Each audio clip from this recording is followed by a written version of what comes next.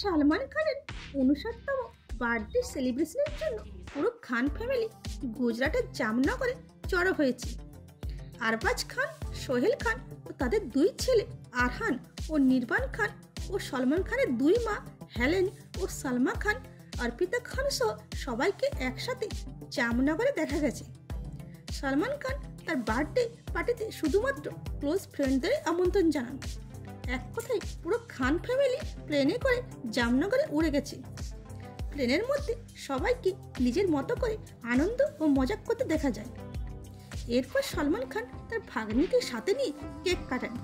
Ambani family Salman খানের এই birthday সেলিব্রেশনের পুরো আয়োজন করেন।